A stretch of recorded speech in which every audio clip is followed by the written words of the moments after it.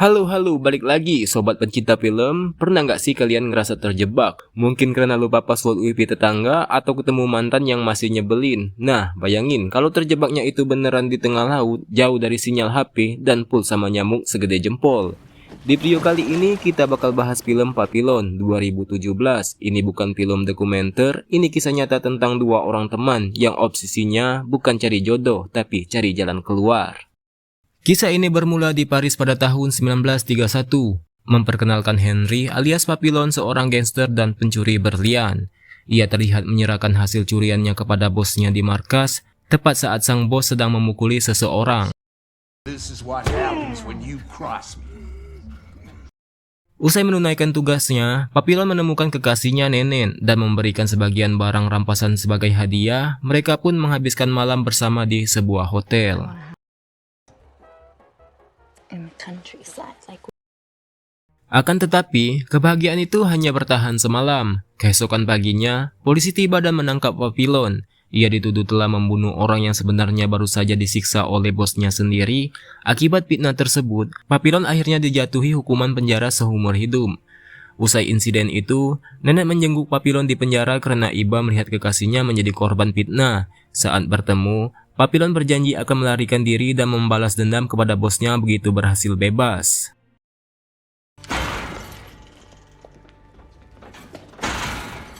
Setelah percakapan itu, ia pun mulai menjalani masa hukuman. Karena saat itu Perancis sedang bersekutu dengan Amerika Serikat, seluruh narapidana dikirim ke sebuah pulau terpencil di Amerika Selatan untuk menjalani hukumannya.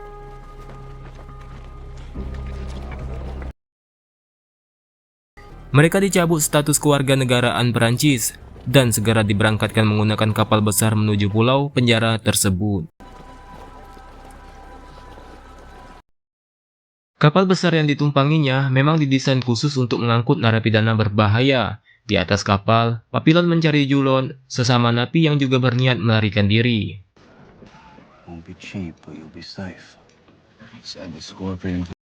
Menyadari bahwa rencana pelarian membutuhkan dana besar, ia mendekati Louis, seorang jutawan yang dipenjara karena kasus penipuan saham dan obligasi. Papillon menawarkan diri menjadi pengawalan pribadi demi mendapatkan uang, mengingat para napi di sana sangat brutal dan mudah membunuh tanpa alasan jelas. Namun Louis menolak tawaran tersebut karena ia yakin pengecarannya akan segera membebaskannya. Keesokan malamnya, Louis menyaksikan napi di sel sebelah tewas ditikam hanya karena selembar uang yang disembunyikan.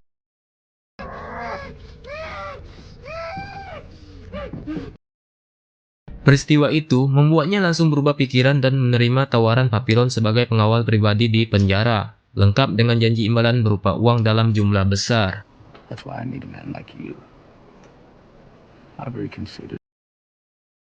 Tak lama kemudian, ketika Louis hampir diserang oleh seorang napi pada malam berikutnya, Papillon segera turun tangan dan melawannya demi melindungi kliennya.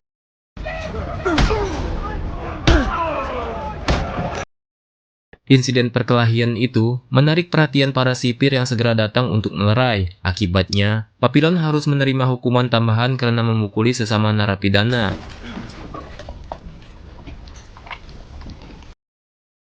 Tak lama kemudian, kapal akhirnya tiba di pulau penjara. Di sana, Julot sengaja melompat dari kapal hingga kakinya terluka parah, agar dibawa ke klinik dan mendapatkan kesempatan untuk melarikan diri.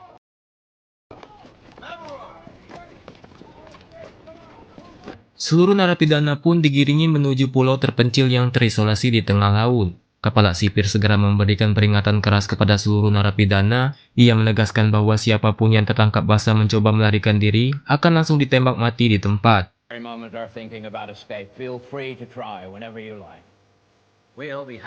Bagi mereka yang berhasil masuk ke hutan, kematian akibat kelaparan sudah menanti karena tidak ada sumber makanan sama sekali. Sementara itu, jika nekat berenang ke laut, mereka akan menjadi mangsa ikan-ikan buas. Namun, untuk percobaan kabur pertama yang gagal, hukuman matinya ditunda. Pelaku hanya akan dimasukkan ke sel isolasi.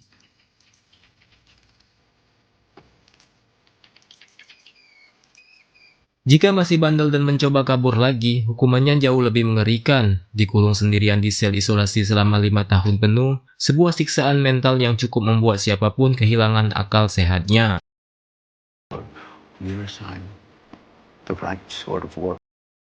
Di hari pertama penahanan, kabar tentang pelarian Julot yang berhasil mencapai hutan segera terdengar. Mendengar hal itu, Papillon tidak panik dan memilih tetap bertahan di dekat Louis untuk memastikan keamanannya. Tak lama kemudian, seorang sipir mengenali Louis sebagai pria yang pernah menipu suami adiknya dengan menjual saham palsu. Akibat ulahnya tersebut, mereka akhirnya ditempatkan di sebuah area khusus bernama Route Zero.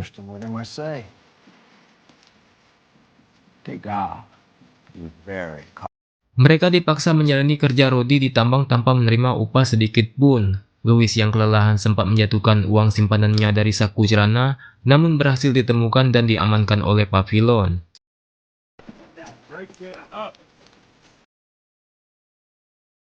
Saat beristirahat, Papillon bertemu selir sesama napi yang juga pernah menjadi prajurit angkatan laut selama 18 bulan bersamanya. Keduanya ternyata memiliki tujuan yang sama, yaitu berencana melarikan diri dari penjara ini.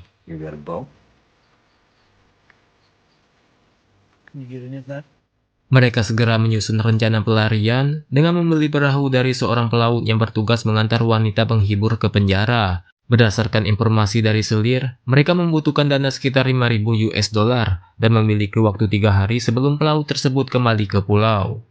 Saat Papillon dan Louis sedang mandi, 3 orang pria datang menagih hutang kepada Louis. Namun, kehadiran Papillon sebagai pengawal pribadi berhasil mengusir mereka dengan ancaman kekerasan.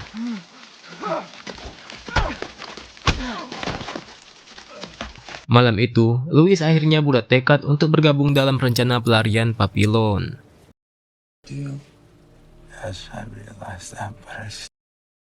Namun, keesokan harinya, suasana berubah mencekam saat seluruh narapidana dikumpulkan di lapangan untuk menyaksikan eksekusi kematian Julot. Julot tertangkap kembali di hutan dan karena telah membunuhkan seorang penjaga, hukuman mati baginya tak terelakkan.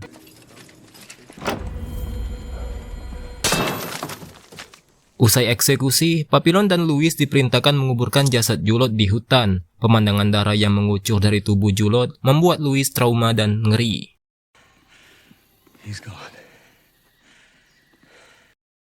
Peristiwa itu memicu kemarahan sipir yang lantas mencambuk Louis.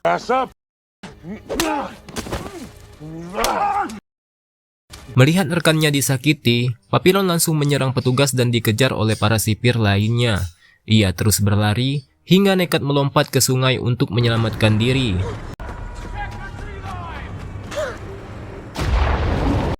Setelah berhasil lolos dan sampai di dermaga, Papillon bertemu dengan pelaut yang sebelumnya disebutkan oleh selir.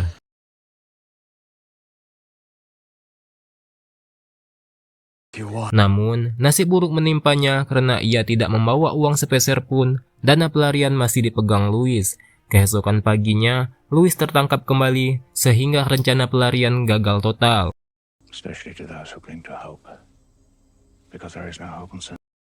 Akibatnya, Papillon dijatuhkan hukuman kurungan di sel isolasi selama 2 tahun. Selama dikurung di sel isolasi, Papillon hampir kehilangan akal sehatnya karena kesepian yang mencengkam. Sipir yang pernah dipukulnya bahkan datang khusus untuk membalas dendam atas insiden di hutan.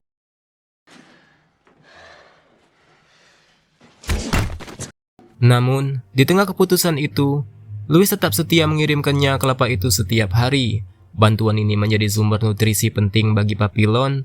Berkat asupan tersebut, ia memiliki cukup tenaga untuk berolahraga rutin guna menjaga kondisi fisiknya tetap prima.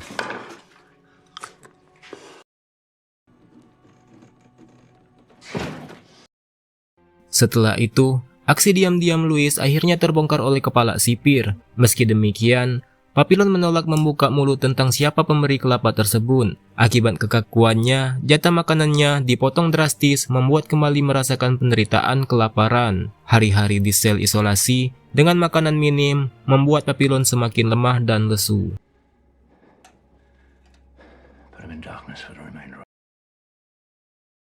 Kepala sipir terus mendesaknya untuk mengungkap identitas pemberi kelapa. Tapi Papillon tetap bungkam, sehingga hukumannya menimpa kian diperberat dengan dimatikan lampu penerangan di dalam sel.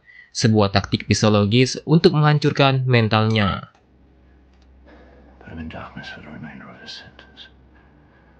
Dalam kegelapan total dan kondisi mental yang sudah goyah, Papillon mulai dihantui kenangan masa lalunya sebagai gangster serta momen-momen bahagia bersama kekasihnya. Halusinasi tersebut terus muncul, semakin menjatuhkan semangatnya dan membuatnya terpuruk lebih dalam di dalam penjara.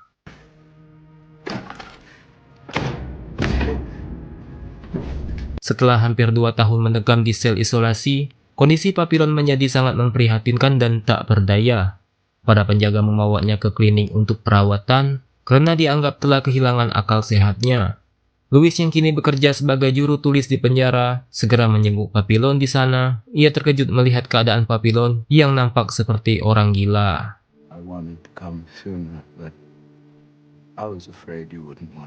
Dalam pertemuan itu, Louis juga mencurahkan isi hatinya, pengacara yang gagal membebaskannya, dan ironisnya, istrinya justru menikah dengan pengacara tersebut. Tiba-tiba, Papillon bicara dan mengungkapkan bahwa kegilaannya hanyalah sandiwara untuk mengelabui para sipir. Ia pun mulai menyusun kembali rencana pelariannya, dan kali ini Louis setuju untuk bergabung serta membantu. Louis memberi informasi krusial, pada hari Minggu akan ada pemutaran film khusus untuk penghibur para politisi.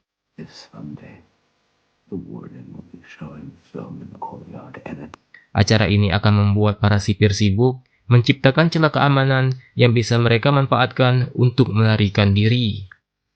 Karena membutuhkan perahu, mereka mengajak selir untuk bergabung. Selain itu, seorang penghuni klinik bernama Maturen atau Matur juga dilibatkan untuk bertindak sebagai pengalih perhatian penjaga. Louis bertugas membiayai pembelian kapal pelarian, membuka kunci penjara, serta menyediakan obat tidur bagi para penjaga yang berhasil diperoleh Papillon dari dokter saat ia dirawat di klinik. Agar bisa berkumpul dengan sekelompok tersebut di klinik, selir sengaja melukai tangannya sendiri, sehingga alasan medis pergi membawanya ke sana.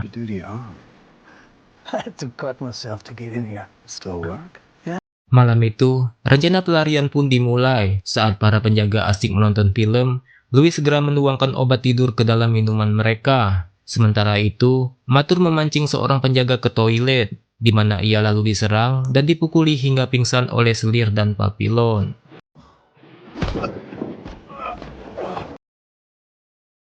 Penjaga lainnya juga berhasil dilumpuhkan, namun di luar dugaan, hujan lebat tiba-tiba turun hingga menyebabkan listrik penjara padam.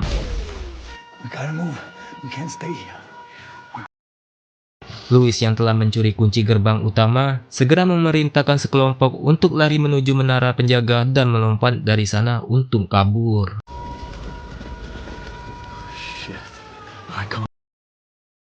Namun, nasib buruk menimpa Louis yang kakinya terluka parah saat melompat, sehingga Papillon dan Matur harus membopongnya.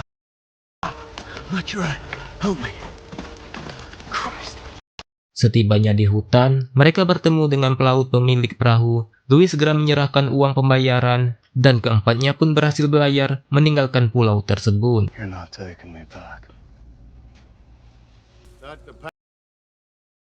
Keesokan harinya, kemudi perahu patah dan lambung kapal bocor membuat mereka terombang-ambing di tengah laut.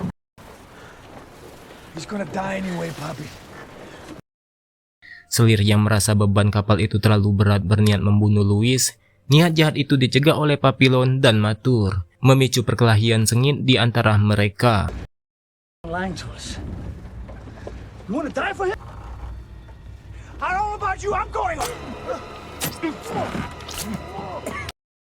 Akibat kekacauan itu, selir tersingkir dan hanya tersisa bertiga yang melanjutkan perjalanan. Tak lama kemudian, badai besar menerjang, menempatkan kapal mereka dalam kondisi yang sangat kritis.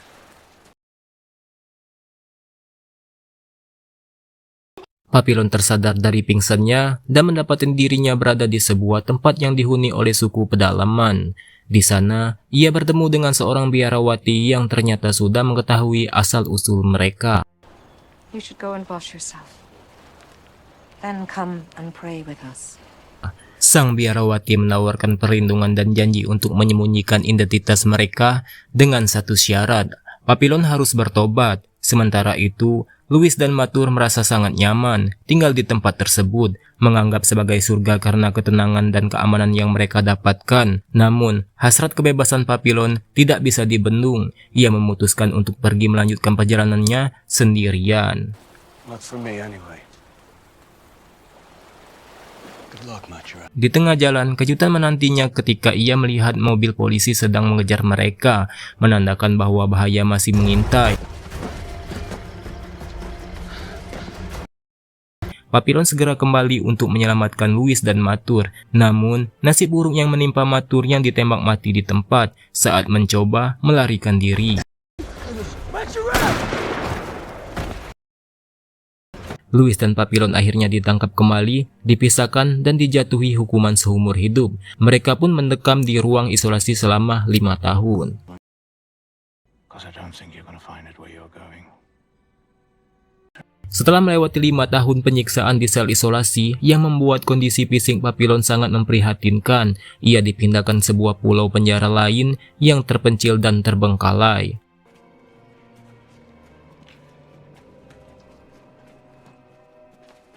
Di sana, ia terkejut menemukan Louis yang juga telah dipindahkan ke pulau tersebut. Wajah Louis tampak hancur dan ia terlihat sama gilanya dengan Papillon akibat tekanan penjara. What do you think? Warden wasn't. Meski dalam keadaan demikian, Papillon tetap semangat dan mengajak Louis untuk kabur sekali lagi.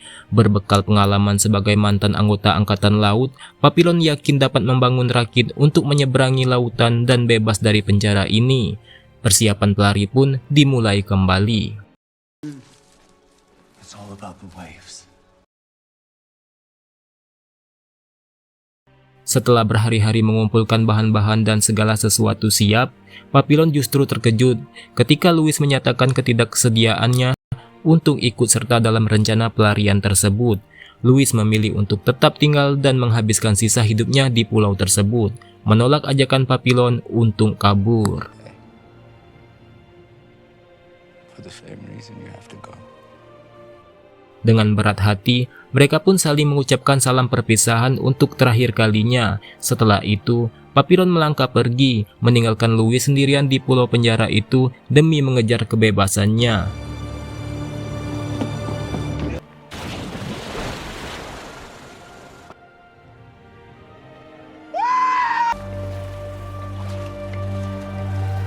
Singkat cerita, pada tahun 1969, Papillon yang kini telah menjadi warga negara Venezuela terbang ke Perancis. Ia menemukan seorang penerbit untuk menerbitkan buku tentang kisah hidupnya. Papillon menyerahkan sebagai catatan perjalanannya serta bukti dokumentasi sebagai bahan penulis.